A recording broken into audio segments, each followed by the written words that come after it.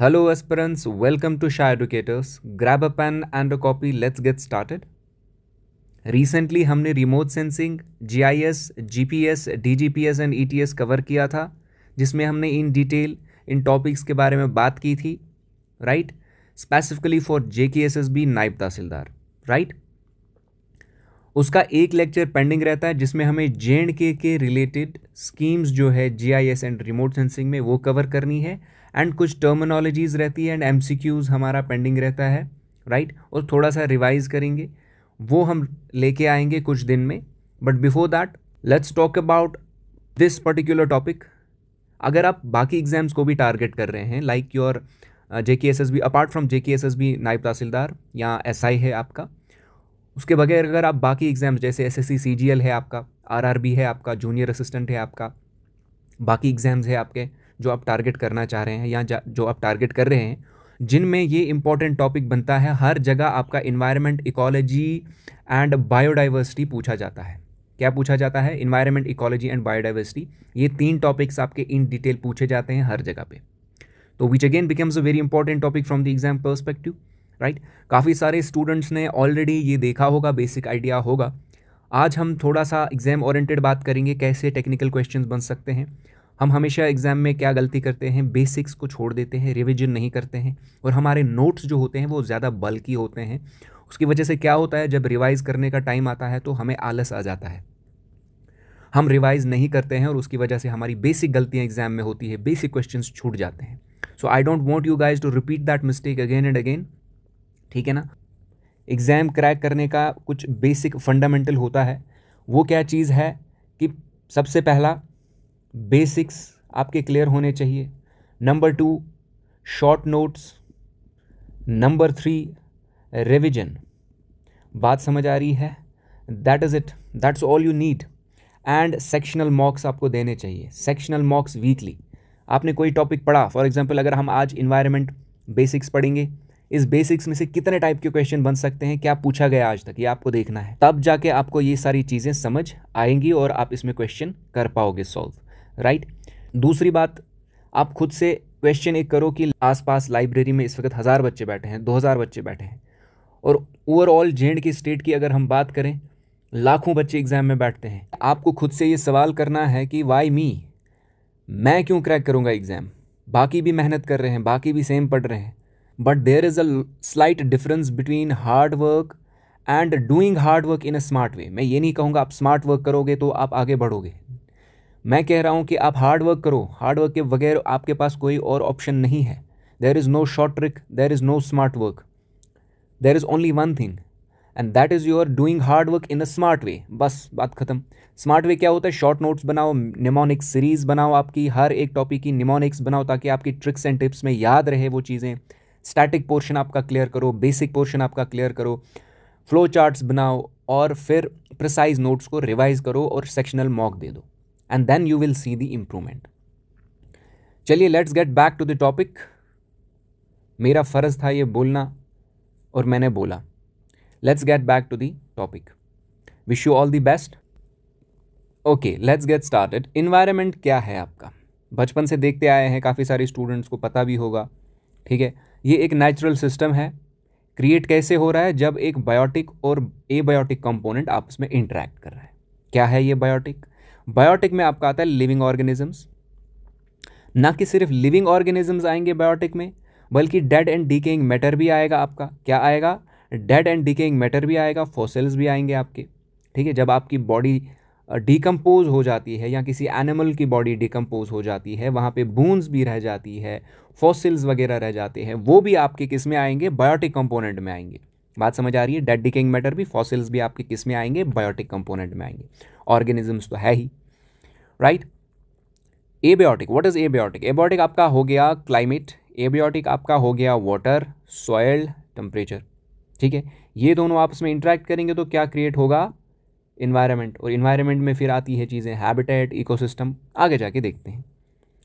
Soil की बात जब हमने की, हमने बोला सॉइल जो है एबायोटिक फैक्टर में आता है या एबायोटिक कंपोनेंट में आता है, लेकिन सॉइल में, सॉइल के अंदर बायोटिक भी हो सकता है, एबायोटिक भी हो सकता है. क्या हो सकता है? सॉइल के अंदर बायोटिक भी हो सकता है, एबायोटिक भी हो सकता है। मेरे कहने का मतलब ये है कि डेड डिकेइंग मैटर कहाँ पे होता है? डेड डिकेइंग मैटर सॉइल में ही तो होगा। डेड डिकेइंग मैटर आपका बायोटिक कंपोनेंट है, ये किस में है? सॉइल में ही है। एबायोटिक फैक्टर क्या आएगा? आपने हम्मस नाम सुना होगा, ठीक है। What is hummus? इसको ह्यूमस कहिए या हम्मस कहिए, pronounce this according to your own convenience. Hummus, what is hummus? Hummus क्या है? ये डिकम्पोज हो जाता है क्या? प्लांट मैटर जो आपका होता है, जब वो डिकम्पोज हो जाता है वहाँ पे हम्मस बन जाता है। What is hummus? हम्मस क्या है? एक ऑर्गेनिक प्लांट मटेरियल है। डिकम्पोजिशन जब हो जाती है ऑर्गेनिक प्लांट मटेरियल की, वहाँ पे हम्मस बन जाता है। ये भी एबायोटिक फैक्टर में आपका आता है, राइट। ये आपको ध्यान रखना है, ठीक है। तो क्या कहा मैंने? सॉइल में बोथ एबायोटिक और बायोटिक फैक्टर भी होते हैं। अब मैंने ऑर्गेनिक वर्ड यूज़ किया। इनऑर्गेनिक वर्सेस ऑर्गेनिक के बारे में थोड़ा सा देखते हैं ताकि आप कंफ्यूज ना हो जाओ। ऑर्गेनिक, इनऑर्गेनिक, बायोटिक, एबायोटिक, ठीक है, ओके। अब देखो जी, ऑर्गेनिक क्या चीज़ है और इनऑर्गेनिक क्या चीज़ है? ऑर्गेनिक किसको कहेंगे हम? ऑर्गेनिक हम कहेंगे बायोमॉलिक्यूल्स को। किनको? बायोमॉलिक्यूल्स को हम ऑर्गेनिक कहेंगे। क्या बायोमॉलिक्यूल्स में क्या आएंगे आपके? कार्बोहाइड्रेट्स आएंगे। क्या आएंगे? कार्बोहाइड्रेट्स आएंगे, ठीक है। बायोमॉलिक्यूल्स में क्या आएगा आपका? लिपिड्स आएंगे। बायोमॉलिक्यूल्स में क्या आएगा आपका? प्रोटीन आएगा। बायोमॉलिक्यूल में आपका क्या आएगा? न्यूक्लिक एसिड्स आएंगे, ठीक है। बाकी सारी एग्जाम्पल्स भी आप देख सकते हैं। अब ये बायोमॉलिक्यूल होते क्या है? बायोमॉलिक्यूल में आपको डिटेल में नहीं जाना, आपको उसमें पीएचडी नहीं करनी, बस इतना याद रखना है, जहाँ पे एटलीस्ट 1 कार्बन हाइड्रोजन बॉन्ड हो तो वो आपका क्या बन जाता है? वो आपका बन जाता है ऑर्गेनिक कंपाउंड। क्या बन जाता है? Organic compound. इस ऑर्गेनिक को बायोटिक के साथ कंफ्यूज मत करना। बायोटिक एक अलग चीज़ होती है और जो आपका ऑर्गेनिक है ये आपका अलग चीज़ होता है। बात समझ आ रही है? Don't confuse, biotic is not same as organic. बात समझ आ रही है? अब इनऑर्गेनिक क्या चीज़ होती है? इनमें कार्बन हाइड्रोजन बॉन्ड नहीं होगा, they are lacking these bonds, ठीक है। तो बस इतना याद आप रखो, ठीक है। ये इनऑर्गेनिक हो गया। इतना डेप्थ में आपको जाने की ज़रूरत नहीं है, हम पढ़ रहे हैं इन्वायरमेंट, लेकिन ये बेसिक चीज़ें आपको पता होनी चाहिए। अब अगर बायोलॉजिकल सेंस में बात करें, बायोलॉजिकल सेंस में अगर हम बात करें कि भाई साहब इन्वायरमेंट में क्या होता है, बायोलॉजिकल सेंस में हम कहते हैं इन्वायरमेंट में आपका एक फिजिकल चीज़ें आएंगी और एक बायोलॉजिकल चीज़ आएगी। क्या आएगी? बायोलॉजिकल। अगर किसकी बात करें हम? बायोलॉजिकल सेंस में इन्वायरमेंट की बात करें तो फिजिकल में क्या आएगा आपका? फिजिकल में आप क्या क्या आएंगे? जैसे कि आपकी हवा, पानी, वाटर, एयर, बात समझ आ रही है, क्लाइमेट और न्यूट्रेंट्स, ठीक है। न्यूट्रेंट्स भी आपके इसमें आएंगे। और बायोलॉजिकल फैक्टर में क्या आएगा? बायोमॉलिक्यूल्स, ऑर्गेनिजम्स वगैरह, ठीक है ना। और उनके आपस में कुछ केमिकल रिएक्शंस भी होती होंगी ना, ठीक है ना। एवरीथिंग एक केमिकल साइकिल से ही शुरू होता है ना। जैसे कि हम आगे जाके पढ़ेंगे कार्बन साइकिल क्या होता है, नाइट्रोजन साइकिल क्या होता है, क्योंकि nitrogen cycle, carbon cycle, hydrogen cycle, ये बहुत सारे साइकिल आपको पढ़ने हैं। उतने नहीं है, लिमिटेड ही है, एग्जाम ओरिएंटेड है और बहुत अच्छे मतलब क्वेश्चंस बनते हैं इससे आपके, खासकर नाइट्रोजन साइकिल से अच्छे अच्छे क्वेश्चन बनते हैं आपके, राइट। नाइट्रोजन साइकिल को हम डिटेल में कवर करेंगे ताकि वंस एंड फॉर ऑल आपको nitrogen cycle once and for all समझ आ जाए कि ये क्या चीज़ होती है, किस टाइप के क्वेश्चन बन सकते हैं। तो ये हम बायोलॉजिकल सेंस में देख रहे थे। यूजुअली आपका क्या पूछा जाता है अगर बेसिक एनवायरनमेंट डेफिनेशन में, अभी हम डेफिनेशन ही डिस्कस कर रहे हैं, क्वेश्चन आए तो आपका बायोटिक एबायोटिक का डिफरेंस पता होना चाहिए, इनऑर्गेनिक ऑर्गेनिक का डिफरेंस पता होना चाहिए, हम्मस के बारे में पता होना चाहिए वो क्या चीज़ है, ठीक है। चलिए, हैबिटेट क्या होता है? What is habitat? आप देखो, जब आप शॉपिंग करने जाते हो अपनी ऑनलाइन एप्लीकेशन में, आप एड्रेस डालते हो अपना, क्या डालते हो? एड्रेस डालते हो कि भाई साहब मेरा कोड जो है फॉर एग्जाम्पल 190005 है या 19 कुछ भी है, ठीक है ना। ये मेरा क्या है?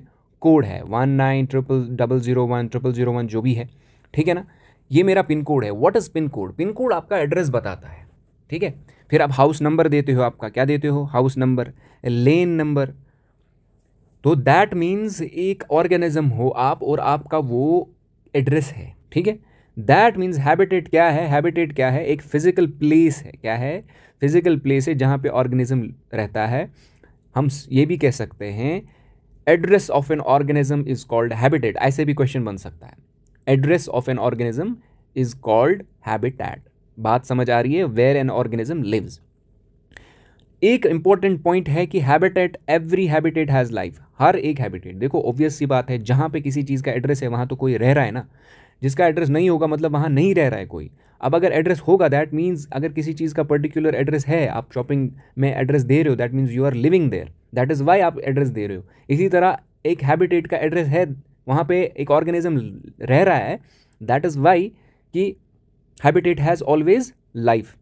All habitats are environment but not all environment are habitats. इसका कहने का मतलब क्या है? ये एक स्टेटमेंट बेस्ड क्वेश्चन भी आया था, बेसिक सा। आप देखो किस लेवल का क्वेश्चन बन सकता है इन्वायरमेंट में। बेसिक लेवल का क्वेश्चन आया था, which of the following statements is incorrect. SSC CGL में आया था, don't worry about that, we will also bring an MCQ session. But फिलहाल आप समझो कि जो हैबिटेट्स है, ठीक है ना, हैबिटेट्स और इन्वायरमेंट। अब देखो हैबिटेट क्या है, जहाँ पे ऑर्गेनिज्म रह रहा है, ये एक इन्वायरमेंट भी बन गया, लेकिन ज़रूरी नहीं है कि तमाम जो इन्वायरमेंट होंगे वहाँ पे हैबिटेट्स होंगे।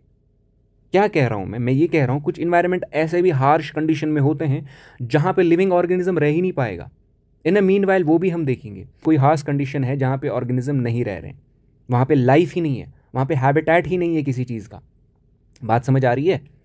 तो ये एक स्टेटमेंट बेस्ड क्वेश्चन आया था कि ऑल हैबिटेट्स आर इन्वायरमेंट। अब देखो तमाम जो हैबिटेट है जहाँ पे ऑर्गेनिज्म रह रहा है, ऑब्वियसली वो एक इन्वायरमेंट है, लेकिन ज़रूरी नहीं है कि तमाम इन्वायरमेंट हैबिटेट हो। इसका कहने का मतलब सिंपल सी बात ये है कि कुछ इन्वायरमेंट ऐसे भी होती है जहाँ पे लाइफ नहीं होती, जहाँ पे हैबिटेट नहीं होता किसी ऑर्गेनिज्म का। तो ये स्टेटमेंट बेस्ड क्वेश्चन आया था। और ये भी आया था एवरी हैबिटेट हैज़ लाइफ। ये भी आया था कि every habitat has life in it. Is this correct or wrong? It is correct. Every habitat has life and all habitats are environment but all environment are not habitats. बात समझ आ रही है? ये आपका हैबिटेट आपको समझ आया होगा। बात समझ आ रही है? ठीक है, ये एक एड्रेस है ऑर्गेनिज्म का, ठीक है ना, और तमाम हैबिटेट मिलके एक एनवायरनमेंट बनाते हैं। आई होप कि आपको समझ आया होगा। अब देखो जी, वेरियस हैबिटेट्स की एक पिक्चर मैंने ली है। जैसे अगर आप टेरेस्ट्रियल इकोसिस्टम की बात करें, ये आपकी पिक्चर आपकी स्क्रीन पे दिख रही होगी। This is your terrestrial ecosystem. यहाँ पे आप देखो पोलर बियर है आपका, ठीक है ना, और आपका टेरेस्ट्रियल में आपका नॉर्मल जो बियर होता है जंगल में, ठीक है ना। अब आप देखो जिराफ है, बाकी सारी चीज़ें हैं, यहाँ पे स्क्विरल है, पहाड़ी जानवर है, यॉक है, ठीक है। ये आपका टेरेस्ट्रियल इकोसिस्टम हो गया। वेरियस हैबिटेट्स एक साथ रह रहे हैं, एक एनवायरनमेंट बना रहे हैं। और यहाँ पे टेरेस्ट्रियल इकोसिस्टम में और भी चीज़ें हैं। रेगिस्तान में ठीक habitat of cacti, desert ecosystem है आपका, फॉरेस्ट इकोसिस्टम है आपका, एक्वेटिक इकोसिस्टम है आपका। बात समझ आ रही है? तो ये आपके वेरियस हैबिटेट्स हैं जो मिलके एक एनवायरनमेंट बना रहे हैं। और ज़रूरी नहीं है कि हर एक एनवायरनमेंट में आपके हैबिटेट हों। बात समझ आ रही है? अब हैबिटेट वर्सेस एनवायरनमेंट आपको समझ आया होगा, ठीक है। एक और स्टेटमेंट कभी कभी आता है, ये जो मैंने यहाँ पे लिखा है, specific to species. What is that? That simply means कि एक हैबिटेट जो होता है, एक हैबिटेट जो होता है, ये प्रेफरेंस होती है। किसकी प्रेफरेंस होगी? वन स्पीशीज़ की। किसकी? वन स्पीशीज़ की। मतलब एक पर्टिकुलर स्पीशीज़ एक हैबिटेट प्रेफर कर रही है, मतलब एक हैबिटेट में एक तरह की स्पीशीज़ रह रही होगी। बात समझ आ रही है? एक तरह की स्पीशीज़ रह रही होगी। मतलब सिंपल सा क्वेश्चन है कि आपको किस टाइप का घर चाहिए, ये आपको पता होगा, ठीक है। That is your preference particularly. इसी तरह हैबिटेट जो है, habitat preference of one species है। लेकिन अगर आप इन्वायरमेंट की बात करें, ये प्रेफरेंस ऑफ मैनी स्पीशीज़ हो सकती है। काफ़ी सारे स्पीशीज़ इसमें रह सकते हैं, ये आप देख सकते हैं, ठीक है। बहुत सारी स्पीशीज़ इसमें रह सकती है। ये पूरा एक इन्वायरमेंट बन गया और इसमें काफ़ी सारी स्पीशीज़ रह रही है और काफ़ी सारे हैबिटेट है। हर एक हैबिटेट, देखो पर्टिकुलर डेजर्ट हैबिटेट है तो यहाँ पे क्या है, डेजर्ट में कैमल है। कैमल यहाँ पे तो नहीं रहेगा ना पानी में, इसका प्रेफरेंस क्या है? डेजर्ट है। बात समझ आ रही है? कैमल का प्रेफरेंस डेजर्ट है। That means habitat is preference of one species but environment can be preference of many species. ये भी एक आपका डिफरेंस बन जाता है। यूजुअली क्या होता है, क्या हैबिटेट की वजह से इन्वायरमेंट की प्रॉपर्टीज़ बनती है या इन्वायरमेंट की वजह से हैबिटेट की प्रॉपर्टीज़ बनती है? यहाँ पे आपको देखना है एक और चीज़, ये भी स्टेटमेंट बेस्ड क्वेश्चन बन सकता है कि जो इन्वायरमेंट होता है, क्या जो होता है, इन्वायरमेंट जो होता है, इसी की वजह से हैबिटेट की प्रॉपर्टीज़ क्या होती है? डिसाइड होती है।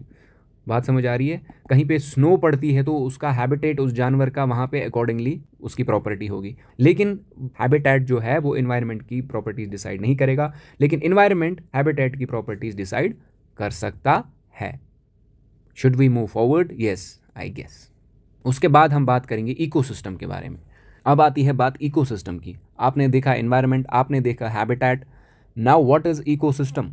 इसको फंक्शनल यूनिट ऑफ नेचर क्यों कहते हैं हम?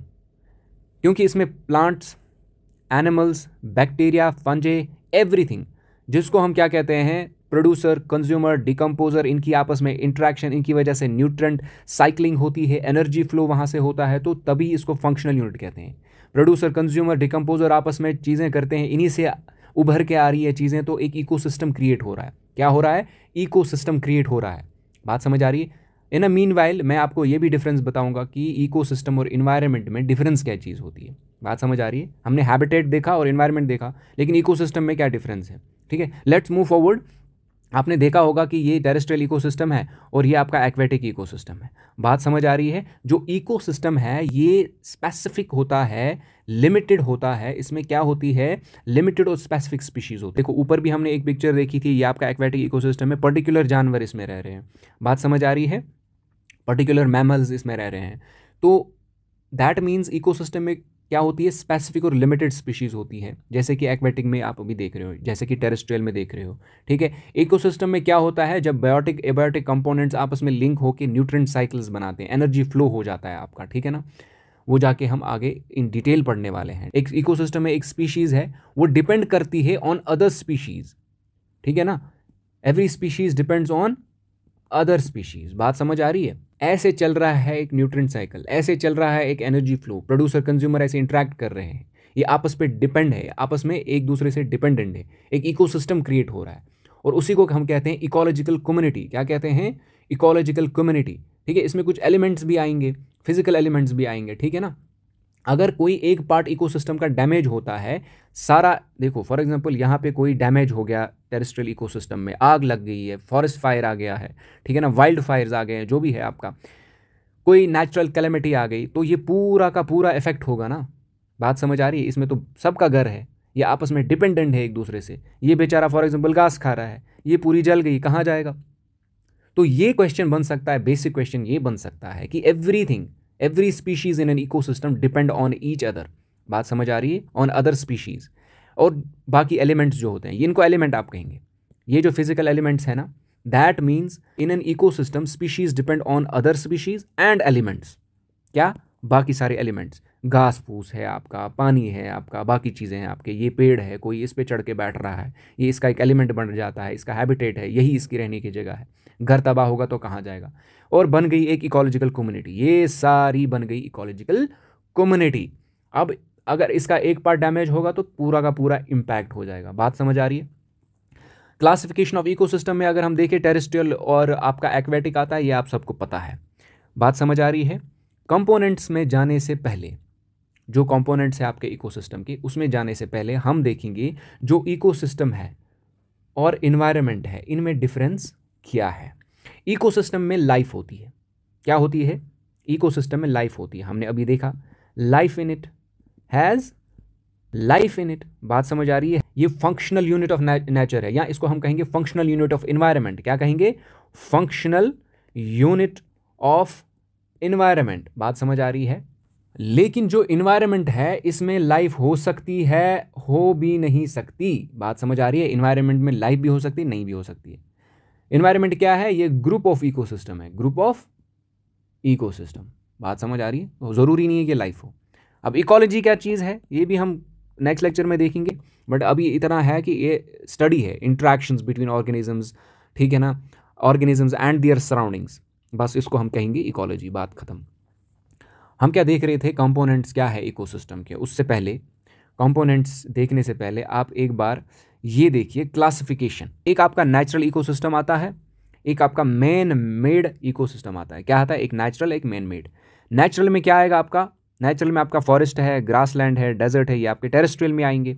एक्वेटिक में क्या आएगा आपका? फ्रेश वाटर है, मरीन वाटर है, ब्रैकिश में। फ्रेश वाटर में आपका रनिंग वाटर है, जिस जो रिवर में आएगा, और स्टैंडिंग वाटर भी फ्रेश वाटर हो सकता है, कहीं पे रुका हुआ है, कोई लेक वेक है। ठीक है ना, लेक भी तो एक फ्रेश वाटर है, जैसे आपका डल लेक है।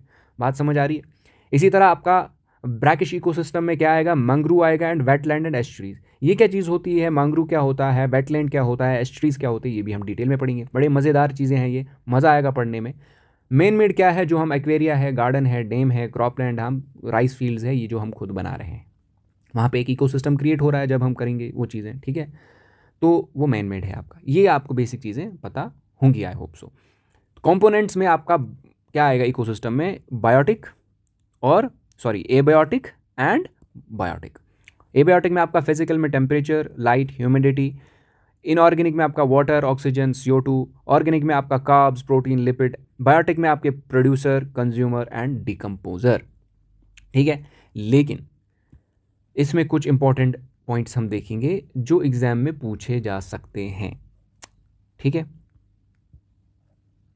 ओके, क्या पूछा जा सकता है इसमें ये पूछा जा सकता है कि भाई साहब आप हमें बताओ लिमिटिंग फैक्टर क्या होता है। क्या लिमिटिंग फैक्टर? बड़ी बेसिक चीज़ है, समझ लेना लिमिटिंग फैक्टर क्या होता है। कंपोनेंट्स ऑफ इकोसिस्टम में ये सब चीज़ें पूछी जा सकती है। ये डिटरमाइन कर रहा है सर्वाइवल। क्या कर रहा है? सर्वाइवल। किसका सर्वाइवल? ऑर्गेनिज्म का। इस इकोसिस्टम में एक ऑर्गेनिज्म का सर्वाइवल जो डिसाइड कर रहा है या लिमिट कर रहा है, वो उसका एक लिमिटिंग फैक्टर बन जाता है। एग्जाम्पल क्या है इसमें? एग्जाम्पल आपका पूछा गया है एग्जाम में, मैं सेम एग्जाम्पल आपको दूंगा कि वहाँ पे पूछा गया था कि एवरग्रीन जो फॉरेस्ट होते हैं, एवरग्रीन फॉरेस्ट के बारे में आपको पता होगा क्या होते हैं। बहुत सारी बारिश होती है यहाँ पे और डेंस कैनपी होती है। कैनपी कवर क्या होता है? कैनपी कवर क्या होता है? देखो ऐसे ट्रीज़ है, बात समझ आ रही है? इनका ये ऊपर का सात सात सात सात सात सात सात सात सात सात है ना, गैप कम है तो इसको कहेंगे हम कैनपी कवर। ऊपर छत्ता छत्ता, ठीक है, पेड़ का छत्ता, बस इसको हम क्या कहेंगे? कवर।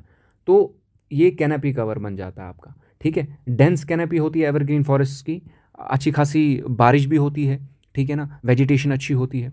तो ये इसमें हम एक एग्जाम्पल देखेंगे कि यहाँ पे क्वेश्चन पूछा गया था सीड्स क्यों जर्मिनेट नहीं होते। यहाँ पे जर्मिनेशन समझ आ रही है ना?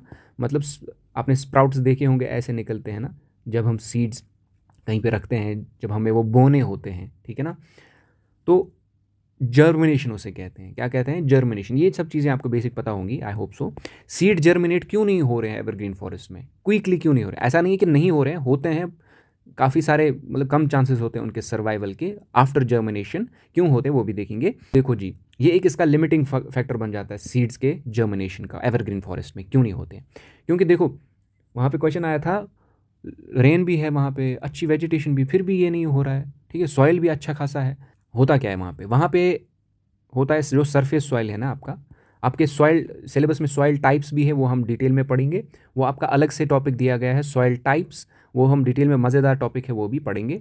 फिलहाल आप इतना समझो जो सरफेस सॉइल होता है, आपके हॉराइजन्स पढ़ने हैं आपको सॉइल में, ठीक है ना, कि कितने हॉराइजन्स होते हैं, अपर लेयर सरफेस सॉइल क्या चीज़ होती है। फिर आप इतना याद रखो जो ऊपर की सॉइल जो होती हैं जिसमें ज़्यादातर न्यूट्रेंट्स होते हैं। क्या होते हैं? सॉइल में क्या होते हैं? न्यूट्रेंट्स होते हैं, जिनकी वजह से प्लांट्स ग्रो कर रहे हैं, ठीक है ना। तो जो सरफेस सॉइल है वो लीच होती है। लीच क्या होता है? लीचिंग। What is leaching? ठीक है ना, व्हाट इज लीचिंग? आप ध्यान से समझो एक ही बार चीज़ों को, ठीक है ना, ताकि आपको बेसिक कॉन्सेप्ट क्लियर हो जाए। लीचिंग क्या है?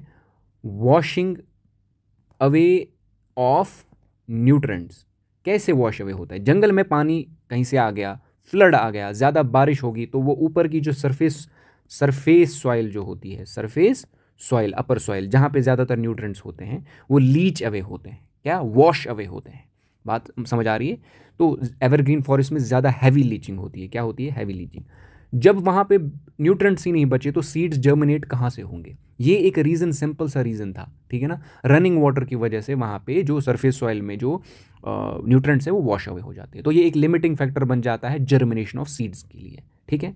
लाइकवाइज अगर हम एक और देखें, जैसे कि चलो सीड्स अगर जर्मिनेट गलती से बेचारे हो भी गए, ठीक है ना, होते हैं, ऐसा नहीं है कि नहीं होते हैं, एवरग्रीन फॉरेस्ट में होते हैं बट कम होते हैं, ठीक है ना, क्विकली नहीं होते हैं, अगर होते भी हैं तो कम होते हैं। जर्मिनेटेड सेपलिंग्स जो होते हैं, जर्मिनेटेड सेपलिंग्स है, जैसे आपने सीड जर्मिनेट हो गया, वहाँ पे थोड़ा बहुत वो निकलने लगा अब, ठीक है ना, वो सर्वाइव ही नहीं कर रहे हैं। क्यों?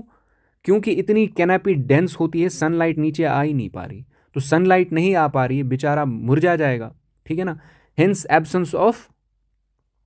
एब्सेंस ऑफ लाइट, ठीक है ना, शेड बन जाती है, एक लिमिटिंग फैक्टर उनके लिए। क्या बन जाता है? Limiting factor. Absence of light या इसको शेड कहीं, एक लिमिटिंग फैक्टर बन जाता है। तो आप क्या समझे कंपोनेंट्स में कि लिमिटिंग फैक्टर क्या होता है, जिससे क्वेश्चन बन सकता है। हमने इलेक्ट्रोमैग्नेटिक स्पेक्ट्रम भी देखा था, लाइट देखो लिमिटिंग फैक्टर कितने हो सकते हैं, बात समझ आ रही है।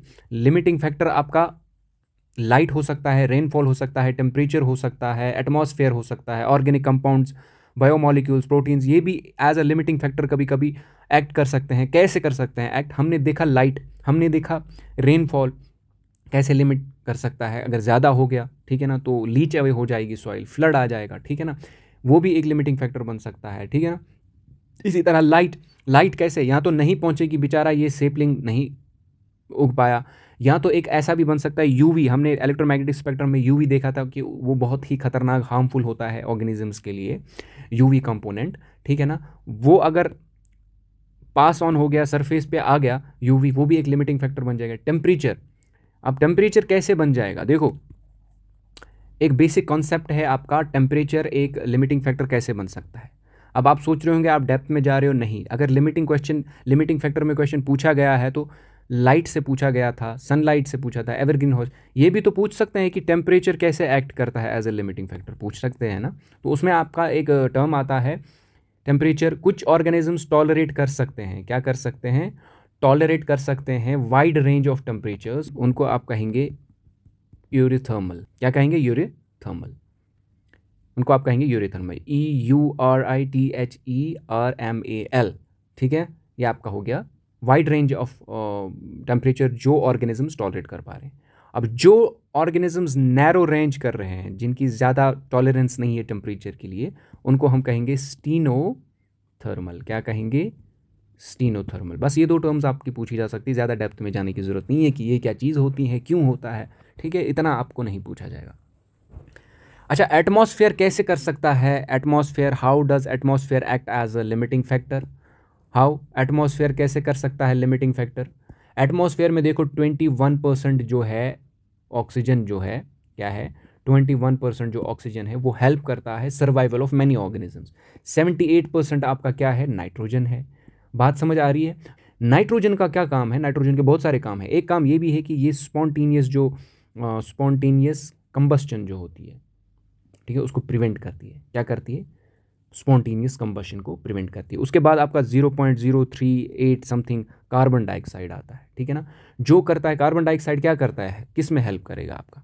कार्बन डाइऑक्साइड इसमें आपका हेल्प करेगा, आपका प्राइमरी प्रोड्यूसर जो होते हैं आपका, उनकी कार्बोहाइड्रेट्स जो होते हैं सिंथेसिस, उसमें हेल्प करेगा। ये आपको याद रखना है, कार्बन डाइऑक्साइड जो सिंथेसिस ऑफ कार्बोहाइड्रेट्स होते हैं, प्राइमरी प्रोड्यूसर जो करते हैं क्या, सिंथेसिस ऑफ कार्बोहाइड्रेट्स, उनमें कार्बन डाइऑक्साइड हेल्प करता है आपका। बात समझ आ रही है? उसके बाद अच्छा, ऑर्गेनिक कंपाउंड्स आपके कैसे हेल्प कर सकते हैं, कैसे लिमिटिंग फैक्टर बन सकते हैं, ठीक है। बायोमोलिक्यूल्स जैसे प्रोटीन है, कार्बोहाइड्रेट है, लिपिड है, ठीक है ना, इनको क्या कहते हैं हम? ऑर्गेनिक कंपाउंड कहते हैं। ये एसेंशियल होते हैं एनर्जी ट्रांसफर के लिए। किसके लिए? एनर्जी ट्रांसफर के लिए। बात समझ आ रही है? ये भी एक लिमिटिंग फैक्टर बन सकता है। इसी तरह इनऑर्गेनिक कंपाउंड्स कैसे बन सकते हैं? इनऑर्गेनिक कंपाउंड्स कैसे बन सकते हैं आपके लिमिटिंग फैक्टर? आपने देखा इनऑर्गेनिक कंपाउंड्स में क्या आता है? कार्बन आता है, कार्बन डाइऑक्साइड आता है, ठीक है ना, इनमें कार्बन हाइड्रोजन बॉन्ड नहीं होता, ठीक है, कार्बन डाइऑक्साइड की बात चल रही है। कार्बन आता है, कार्बन डाइऑक्साइड, वाटर आता है आपका, H2O आता है, ठीक है ना, सल्फर आता है, नाइट्रेट आता है, फॉस्फेट आता है, कुछ आयन्स आते हैं, ठीक है ना, वेरियस मेटल्स आते हैं जो एसेंशियल होते हैं सर्वाइवल के लिए, एक ऑर्गेनिज्म के लिए, ठीक है। इसी तरह ऑर्गेनिक कंपाउंड के ऊपर हमने बात की, वो भी एसेंशियल होंगे, तो वो भी तो एक लिमिटिंग फैक्टर बन सकता है। अच्छा, ऑल्टीट्यूड भी आ सकता है। क्या आता है? ऑल्टीट्यूड। ये देखिए, जोनेशन ऑफ वेजिटेशन, ये हम समझेंगे कि ऑल्टीट्यूड कैसे लिमिटिंग फैक्टर बन सकता है। क्या? वर्टिकल जोनेशन ऑफ वेजिटेशन इसको क्या कहते हैं? वर्टिकल जोनेशन ऑफ वेजिटेशन भी इसे कहते हैं। इससे आपका क्वेश्चन बन सकता है, इन डेप्थ नहीं है, बिल्कुल बेसिक है, ये एनसीईआरटी में आपको देखने को मिलेगा, हर एक बुक में देखने को मिलेगा, ठीक है ना।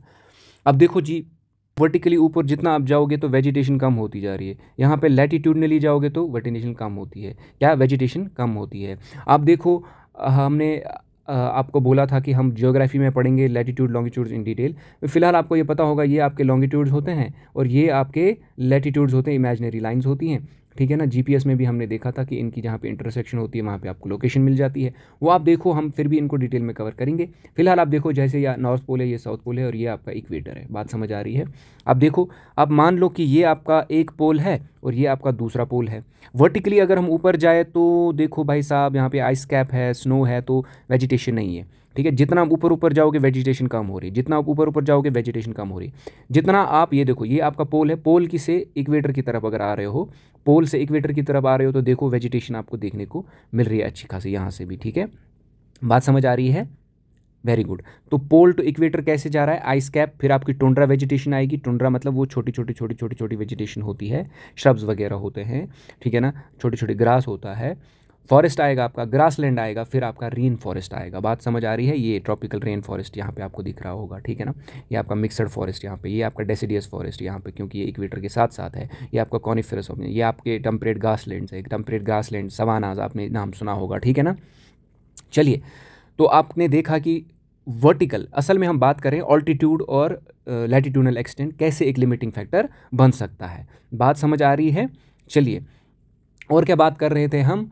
सैलिनिटी कैसे बन सकती है। अच्छा, सैलिनिटी पे भी क्वेश्चन बन सकता है कि ओशन में एक सैलिनिटी है, वो देखो कुछ जानवर जो होते हैं, कुछ ऑर्गेनिज्म जो होते हैं, वो सैलिनिटी को टॉलरेट कर पा रहे हैं। सैलिनिटी क्या होती है? मतलब नमक होता है पानी में, वो सैलीन होता है। बात समझ आ रही है?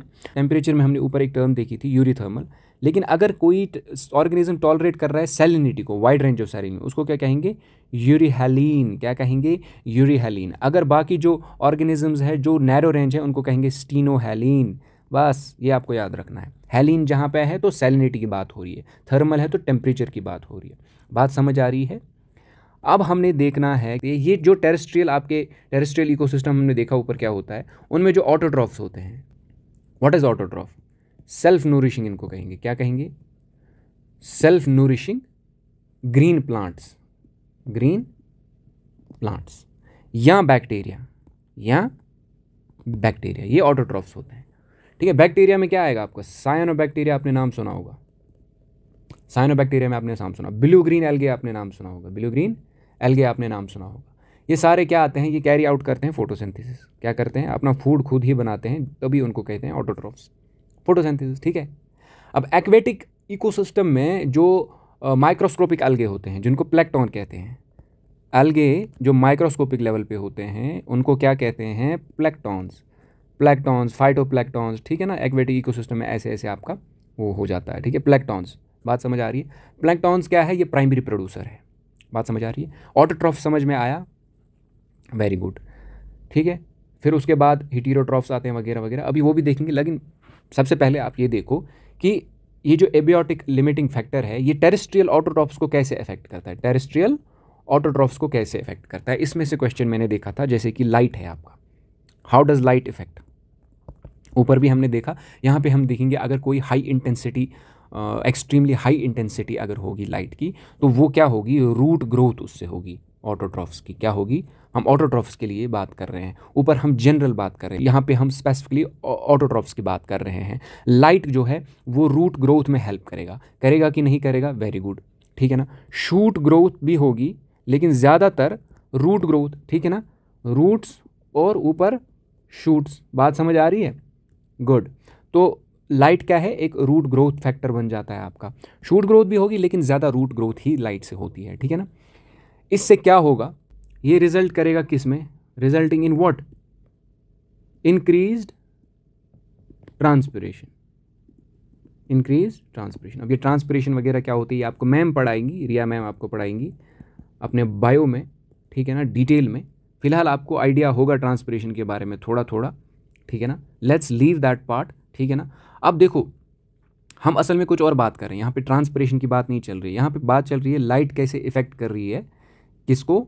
टेरेस्ट्रियल ऑटोट्रॉफ्स को। बात समझ आ रही है? फॉर एग्जाम्पल, अगर लाइट, आपने देखा होगा लाइट ज़्यादा होगी तो जो स्टेम होता है, स्टेम है ना, वो होगा शॉर्ट और होगा स्मॉलर। ठीक है ना, और होंगे इसके थिक लीव्स। क्या होंगे? Thick leaves. On the other hand, low light अगर होगी, ये हाई लाइट की बात चल रही है। ठीक है ना, अब अगर लो लाइट होगी, क्या होगी? लो लाइट होगी। लो लाइट में क्या होगा भाई साहब? लो लाइट में जो इंटेंसिटी होती है वो रिटार्ड करेगी ग्रोथ, कम करेगी ना। रिटार्ड अगर करेगी ग्रोथ, फ्लावरिंग और फ्रूटिंग जो है, फ्लावरिंग और फ्रूटिंग जो है वो इफेक्ट हो जाएगी। ठीक है ना, देखो क्या होता ये है, लाइट इंटेंसिटी जो होती है जब ये लेस होती है, मतलब कम होती है, मिनिमम से भी कम होती है, तो प्लांट्स क्या होते हैं, they cease to grow due to accumulation of CO2। जब लाइट कम होगी, आपने देखा होगा फोटोसिंथेसिस कैसे होती है, बात समझ, ये भी आपको मैम डिटेल में पढ़ाएंगे, तब वहाँ पे आपको समझ आएगा कि CO2 एक्यूमुलेट कैसे होता है प्लांट्स में। अब विजिबल पार्ट जो है स्पेक्ट्रम का, हमने रिमोट सेंसिंग में देखा था, मैंने बोला था आपको ये साइंस में भी आपको काम आएगा, इन्वायरमेंट में भी काम आएगा, हर जगह, तभी मैंने आपको वो पढ़ाया। ये कैसे इफेक्ट करता है विजिबल स्पेक्ट्रम में, आपने देखा होगा ब्लू एंड रेड लाइट, बाकी सारी भी है। ब्लू रेड लाइट कैसे वो हेल्प करती है, देखो फोटोसिंथेसिस में ब्लू एंड रेड लाइट से बहुत ज़्यादा इफेक्ट होता है। कैसे, अगर आप प्लांट्स देखोगे, प्लांट्स जो ग्रो कर रहे हैं ना, फॉर एग्जांपल प्लांट्स अगर हम ब्लू लाइट में ग्रो करेंगे, किसमें, ब्लू लाइट में जो ग्रो हो रहे हैं प्लांट्स, वो छोटे होंगे, क्या होंगे, छोटे होंगे। रेड लाइट में जो होंगे वो इलोंगेशन ऑफ सेल्स होगी, जिनको हम कहते हैं इटियोलेटेड प्लांट्स। क्या कहते हैं, इटियोलेटेड प्लांट्स। किसमें, एक सेकेंड, रेड लाइट में इलोंगेशन ऑफ सेल्स होंगी, क्या होगी, इलोंगेशन ऑफ सेल्स होंगी, और उनको हम कहेंगे इटियोलेटेड प्लांट्स। बात समझ आ रही है। अब अगर बात चल रही है यूवी लाइट की बात चल रही है, ठीक है ना, यूवी लाइट में जो प्लांट्स होंगे वो डॉफ होंगे। मैंने बोला था यूवी लाइट बैडली इफेक्ट करता है ऑर्गेनिजम्स को, तो आपने देखा red, blue, UV light visible spectrum में, देखो जी ये कैसे इफेक्ट कर रहे हैं। यूवी आपका विजिबल में नहीं आता है, विजिबल से आगे आता है। रेड एंड ब्लू आपका विजिबल में आता है, वो कैसे इफेक्ट करता है। लाइट के बारे में अब आपने देखा। अच्छा, विंटर में एक चीज़ होती है फ्रॉस्ट, वो कैसे इफेक्ट करेगा भाई, ठीक है ना। फ्रॉस्ट से आपने देखा होगा जब आप सुबह उठते हो, ठीक है ना, राइस फील्ड्स में आपने देखा होगा ज़मीन कितनी क्रिस्पी होती है, मज़ा आता है उस पर चलने में, ठीक है ना। बात समझ आ रही है, मज़ा आता है ना चलने में। आपने क्रिस्पी ज़मीन देखी हो, क्यों, क्योंकि ज़मीन जो है तब मॉइस्ट होती है, सुबह वो जम जाती है, फ्रॉस्ट जम जाता है, ठीक है ना। वो सॉइल में जो मॉइस्चर होता है ना, सॉइल मॉइस्चर, ठीक है ना, वो क्या होता है, फ्रीज होता है, उसको हम क्या कहते हैं, फ्रॉस्ट कहते हैं। बात समझ आ रही है, उसको हम कहेंगे फ्रॉस्ट। तो प्लांट्स जो है ना वो उसकी वजह से मर जाते हैं। कैसे मर जाते हैं, दे आर किल्ड बेचारे। कैसे, उनमें ट्रांसपिरेशन ज़्यादा होती है, लॉस ऑफ वाटर, ट्रांसपिरेशन क्या होता है, लॉस ऑफ वाटर, वो ज़्यादा होता है, ठीक है ना। क्यों, क्योंकि जो सॉइल मॉइस्चर है वो ऊपर आ ही नहीं रहा है, वो तो जम चुका है ना, तो उनके रूट्स काम ही नहीं कर रहे, roots can not supply moisture. बात समझ आ रही है, तो ऐसे होता है, ठीक है ना। इसी तरह प्लांट्स में जो सेल्यूलर लेवल पे जो वाटर होता है, सेल्यूलर लेवल, प्लांट्स में भी थोड़ा थोड़ा पानी होगा ना माइक्रोस्कोपिक लेवल पे, इंटरसेल्यूलर स्पेसेस में, तो वो भी फ्रीज हो जाएगा, आइस बन जाएगा, तो मर गए प्लांट्स, खत्म, टाटा बाय बाय, ठीक है। This results in an increasing concentration of salts and dehydration of cells. बात खत्म, ये आप पढ़ोगे क्या, बायो में। अच्छा, स्नो कैसे करेगा, J&K में स्नो तो होती है ना, ये स्नो की वजह से क्या होता है, स्नो की वजह से जो वेजिटेटिव ग्रोथ होती है वो शॉर्टन होती है, ठीक है ना। ये करता है स्नो एज एन ब्लैंकेट। देखो बर्फ़ पड़ गई, ऊपर से एक चद्दर बिछ गई, ठीक है ना। इसमें क्या होता है कि स्नो से क्या होता है, जो वेजिटेटिव ग्रोथ है तो वो स्लो होता है, ठीक है ना। स्नो की वजह से क्या होता है, आपने देखा होगा स्नो का जब पड़ती है ब्लैंकेट, मैंने जब अभी बोला था एक चद्दर सी बिछ जाती है, उसके नीचे जो छोटे छोटे प्लांट्स होते हैं ना, वो एक्सेसिव कोल्ड और फ्रॉस्ट से बच जाते हैं, ठीक है ना। जहाँ जहाँ बर्फ़ पड़ेगी वहाँ जम नहीं जाएगा नीचे से। बात समझ आ रही है। ऊपर से टेम्परेचर जो बहुत माइनस होता है उनको वो प्रोटेक्ट करेगा, लेकिन एट द सेम टाइम उनकी ग्रोथ भी नहीं होगी, ठीक है ना। तो इसी तरह एक्यूमुलेशन ऑफ स्नो की एक और भी चीज़ें हैं, जैसे ट्रीज़ की ब्रांच टूट जाती है, कभी कभी अपरूट ही हो जाता है, ट्री गिर जाता है, तो ये भी एक लिमिटिंग फैक्टर बन सकता है। अच्छा, टेम्परेचर कैसे बनेगा, हाई टेम्परेचर से भाई प्लांट्स मर भी जाते हैं, ठीक है ना। आप एक टर्म पढ़ोगे बायो में, आपको रिया मैम पढ़ाएगी कि प्रोटोप्लाज्मिक प्रोटीन्स कैसे मर जाते हैं हाई टेम्परेचर से, जो इसमें होती है प्लांट्स में एक टर्म आती है कोएगुलेशन ऑफ प्रोटोप्लाज्मिक प्रोटीन्स, ठीक है ना। जैसे कि कुछ बैक्टीरिया होते हैं, ठीक है ना, बैक्टीरिया सर्वाइव करते हैं हाई टेम्परेचर्स, ठीक है ना, हाई टेम्परेचर्स सर्वाइव करते हैं, ठीक है ना। उसमें क्यों करते हैं, क्योंकि उनके प्रोटोप्लाज्मिक जो प्रोटीन्स होते हैं वो कोएगुलेट नहीं होते हैं, मतलब जम नहीं जाते हैं, ठीक है ना, नॉर्मल टेम्परेचर्स में। बात समझ आ रही है। इसी तरह अगर हम बात करें टेम्परेचर, अगर हाई टेम्परेचर होगा वो डिस्टर्बेंस करेगा किसमें, बैलेंस, किसमें, रेस्पिरेशन और फोटोसिंथेसिस में डिस्टर्बेंस करेगा, बैलेंस बिगाड़ देगा। बात समझ आ रही है? ये हो गया आपका टेम्परेचर। अच्छा, नाइट्रोजन, नाइट्रोजन कैसे लिमिटिंग फैक्टर बन सकता है, ठीक है ना, नाइट्रोजन कैसे लिमिटिंग फैक्टर बन सकता है। नाइट्रोजन जो है ये कैसे इफेक्ट करता है टेरेस्ट्रियल ऑटोट्रॉफ्स को। अब जो प्लांट्स है, प्लांट्स जो है आपके वो compete करते हैं with microbes for limiting nitrogen. आपने देखा होगा नाइट्रोजन की बात चल रही है, ये नाइट्रोजन कैसे ऑटोट्रॉफ्स को इफेक्ट करेगा, नाइट्रोजन साइकिल में भी हम ये पढ़ेंगे डिटेल में। लेकिन यहाँ पे आप एक चीज़ देखो, ठीक है ना, यहाँ पे आप देखो कि भाई साहब जो आपके ये होते हैं ना माइक्रोब्स होते हैं, ठीक है ना, प्लांट्स की इनसे काफ़ी लड़ाई होती है। माइक्रोब्स जो सॉइल में होते हैं इनसे प्लांट्स की काफ़ी लड़ाई होती है। क्यों? क्योंकि सॉइल में आपको पता होगा भाई नाइट्रोजन की बहुत सारी कमी होती है, ठीक है ना। हम सॉइल को कब कहेंगे ये ज़रखेज़ है सॉइल है, ठीक है, अच्छी सॉइल है। बात समझ आ रही है? जब इसमें नाइट्रोजन होगा अच्छा खासा, तो नाइट्रोजन ज़्यादातर एटमॉस्फेयर में होता है, तो उसको नाइट्रोजन फिक्सेशन करनी पड़ती है, तब जाके वो सॉइल में आ जाता है। ये नाइट्रोजन साइकिल में हम डिटेल में पढ़ेंगे। लेकिन प्लांट्स को लड़ना पड़ता है इस नाइट्रोजन के लिए। बात समझ आ रही है? उनको नाइट्रोजन चाहिए। तो ये एक लिमिटिंग न्यूट्रेंट है सॉइल में, ठीक है ना, फॉर बोथ क्या, अगर नेचुरल की बात करें जंगलों में, वाइल्ड में, या फिर एग्रीकल्चर इकोसिस्टम की बात करें हमारे खुद के लिए, ठीक है ना। अच्छा, एक टर्म आई थी SSC-CGL में, डाई बैक क्या होता है, die back, what is die back, ये एक टर्म आई थी आपकी बेसिक्स इन्वायरमेंट की पोर्शन से। What is die back? Die back refers to the progressive dying. Progressive dying क्या होता है? धीरे धीरे धीरे धीरे मर जाता है। कैसे?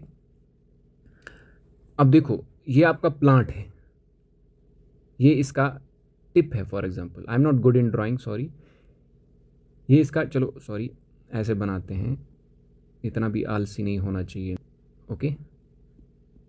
ये आपका प्लांट है, ठीक है। तो डाई बैक का मतलब होता है ऊपर टिप से ही ये मुरझा जा रहा है, फिर नीचे नीचे नीचे नीचे नीचे नीचे नीचे नीचे आ रहा है तो ख़त्म हो रहा है, इसको कहते हैं डाई बैक। मतलब यूजुअली ये बैकवर्ड्स होता है, ठीक है ना, फ्रॉम टिप, ठीक है ना, टिप टू नीचे जा रहा है, ठीक है ना। अब प्लांट्स क्यों कर रहे हैं ऐसा, ये डाई बैक मैकेनिज्म क्यों होता है? ये ऊपर से टिप से मरता जा रहा है, लेकिन ये जो ये पोर्शन है ये ऐसे ही रहता है, रूट्स ऐसे ही रहते हैं, ठीक है ना, रूट्स अलाइव होते हैं, ठीक है ना, roots remain alive for years, सालों तक ऐसे ही रहते हैं। लेकिन ऐसा क्यों होता है? इसको डाई बैक कहते हैं, ठीक है, ये आपको याद रखना है। जैसे कि जो आपका रेड सैंडर्स एक प्लांट आता है, रेड सैंडर, जैसे स्लिक कॉटन आपका आता है, स्लिक कॉटन, ठीक है ना, वो क्यों ऐसा करते हैं? इसको कहते हैं एडेप्टिव मैकेनिज्म। एडेप्टिव मैकेनिज्म क्या होता है? आप देखो, समझो, ये प्लांट है, ठीक है ना, इसको पानी भी चाहिए, सब कुछ चाहिए ये शूट्स को ग्रो करने के लिए। अब जब पानी है नहीं, ड्रॉट कंडीशन है, एडवर्स कंडीशन है, ये क्या करेगा? ये अवॉइड करेगा ये चीज़, तो ये सारे ऊपर से ही सब के सब मुरझा जाएंगे, लेकिन सारा पानी और सारा चीज़ यहाँ एक्यूमुलेट होता रहेगा ताकि ये सालों तक जिंदा रहे। एडेप्टिव मैकेनिज्म इसे कहते हैं। बस क्वेश्चन असल में ये आया था, व्हाट इज़ डाई बैक? ये एक एडेप्टिव मैकेनिज्म है जहाँ से यूजुअली फ्रॉम द टिप एक प्लांट खुद को अडॉप्ट करता है, प्रोग्रेसिव डाइंग इसको कहते हैं। ऐसा सिंपल सा क्वेश्चन आया था। चलिए अब देखते हैं हम क्या, बायोटिक फैक्टर। अच्छा, बायोटिक फैक्टर, ठीक है, बायोटिक फैक्टर में आपका क्या आता है? बायोटिक फैक्टर में आपके आएंगे प्राइमरी प्रोड्यूसर, ऑटोट्रॉफ्स, ठीक है ना, प्रोड्यूसर्स या ऑटोट्रॉफ्स, फिर आते हैं आपके कंज्यूमर, हेटेरोट्रॉफ्स, ठीक है ना। अब इनमें थोड़ा सा हम देख लेंगे। अब देखो जी, प्राइमरी कंज्यूमर क्या होता है? इनको कहते हैं हम self nourishing plants, self nourishing plants, green plants, ठीक है, सेल्फ नूरिशिंग ग्रीन प्लांट्स, ठीक है ना। जैसे सर्टन बैक्टीरिया है, ब्लू ग्रीन अलगे है, ठीक है, ये हमने अभी भी देखा। एक्वेटिक इकोसिस्टम में आपके माइक्रोस्कोपिक अलगे जिनको प्लैंक्टॉन्स कहते हैं या फाइटोप्लैंक्टॉन्स है, ये आपके प्राइमरी प्रोड्यूसर्स है, राइट। अब आते हैं एक और चीज़ बायोटिक में आपका आता है कंज्यूमर, जिनको हम क्या कहेंगे? हिटीरियोट्रॉप्स। क्या कहेंगे? हिटीरियोट्रॉप्स। कंज्यूमर क्या चीज़ होती है? ये होते अदर नूरिशिंग। वो क्या थे? Self nourishing. ये क्या है? Other nourishing. ये दूसरों पे डिपेंडेंट है। कैसे? They are incapable of producing their own food. ये बाई केपेबल नहीं होते हैं। क्यों? They depend on other organic food derived from plants, animals, ठीक है ना। कंज्यूमर्स को हम डिवाइड कर सकते हैं, ठीक है। इसमें आपको क्वेश्चन आएगा कि भाई साहब जो कंज्यूमर है इसमें हम डिवीजन अगर हम देखेंगे, ठीक है, जो मैं बोल रहा हूँ आप साथ साथ नोट कर लो, ठीक है ना। जो भी मैंने स्टार्टिंग से बोला इंपॉर्टेंट, जहाँ जहाँ मैंने इंपॉर्टेंट बोला वो चीज़ें आप बुलेट पॉइंट्स में नोट करोगे तो it will be better for you.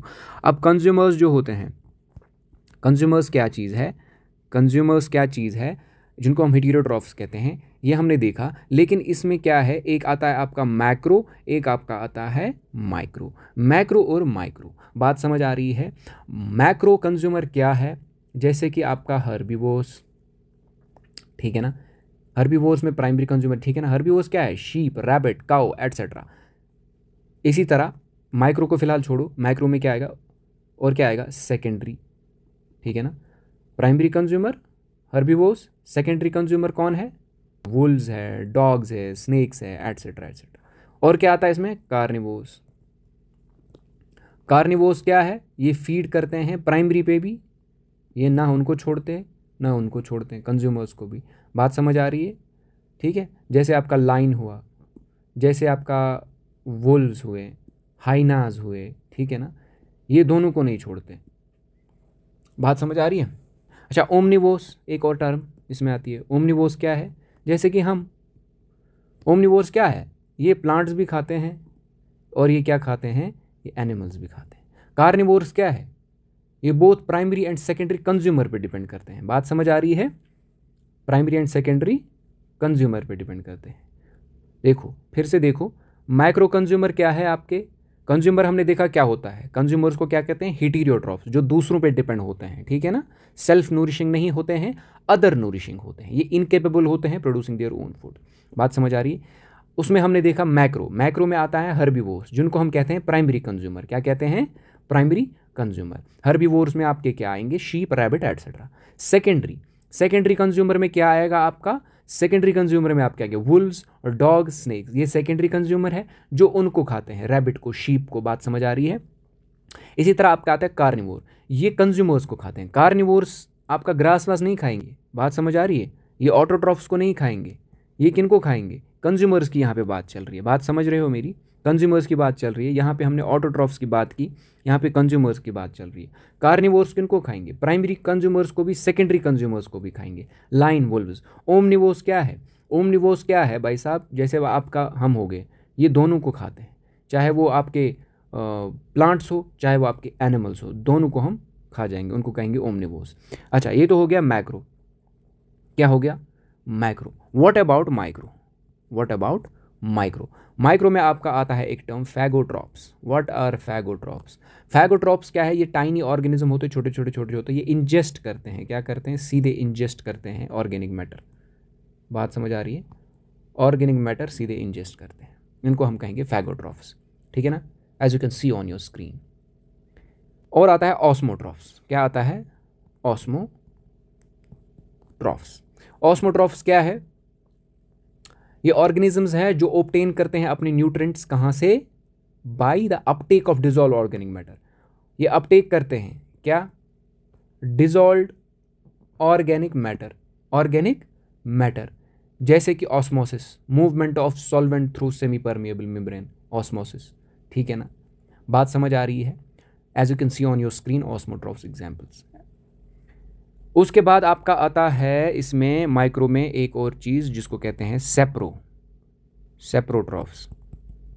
इससे क्वेश्चंस आते हैं, ठीक है ना, आते तो उनसे भी है लेकिन पता होना चाहिए। मैंने ज़्यादातर क्वेश्चन सेप्रोट्रॉफ्स से देखे हैं। तो बैक्टीरिया जो है, जैसे बैक्टीरिया है, कोई कुछ फंजे है जिनको मशरूम्स हम कहते हैं, ठीक है ना। मशरूम आपने देखा हो, वो क्या है, वो फंजाई ही तो है, राइट। सेप्रोट्रॉफ्स बैक्टीरिया है, कुछ फंजाई है आपके। मशरूम देखा होगा, वो भी एक फंजाई है, देखा होगा आपने, ठीक है ना। ये एनर्जी कैसे ऑब्टेन करते हैं, ठीक है ना, और न्यूट्रिएंट्स कैसे ऑब्टेन करते हैं। ये कोई डेड ऑर्गेनिक सब्सटेंस हुआ, डेट्रियस, क्या, डेट्रिटस, डेड ऑर्गेनिक सब्सटेंस जिसको डेट्रिटस कहते हैं, ठीक है ना, वहाँ से ये सेप्रोट्रॉप्स और डिकम्पोजर्स अपना एनर्जी और न्यूट्रिएंट लेते हैं। अर्थवर्म्स, अर्थवर्म्स आपने देखा होगा। इसी तरह सॉइल ऑर्गेनिजम्स जैसे नीमाटोड्स है, ऑर्थोपोड्स है, ठीक है ना, ये डेट्रिस फीडर्स है, ठीक है ना। कोई ये हेल्प करते हैं डिकम्पोज करने में ऑर्गेनिक मैटर को। डेट्रीवोर्स भी इनको कहते हैं, क्या कहते हैं, डेट्रीवोर्स। आई होप कि अब आपको समझ आया होगा बेसिक्स ठीक है ना। Let's quickly recapitulate. हमने क्या देखा? हमने देखा इन्वायरमेंट क्या होता है, हमने देखा हैबिटेट क्या होता है, हमने देखा इन्वायरमेंट हैबिटेट के बीच में डिफरेंस क्या है, हमने देखा इकोसिस्टम क्या है, हमने देखा इन्वायरमेंट और इकोसिस्टम में डिफरेंस क्या है, हमने देखा प्रोड्यूसर, कंज्यूमर और डिकम्पोजर, हमने देखा लिमिटिंग फैक्टर बायोटिक एबायोटिक कैसे करता है, हमने देखा कि टेरेस्ट्रियल ऑटोट्रॉफ्स में कैसे होता है, हमने वर्टिकल जोनेशन ऑफ वेजिटेशन देखी, हमने कुछ अच्छी अच्छी एग्जाम्पल्स भी देखी। आई होप कि अब आपको समझ आया होगा। सी यू इन नेक्स्ट लेक्चर, जहाँ पे हम इकोसिस्टम इकोलॉजी पढ़ेंगे डिटेल में, उसके बाद हम बायोडाइवर्सिटी में मूव करेंगे। Till then keep working hard, take care, bye. अच्छा लगे तो सब्सक्राइब करना।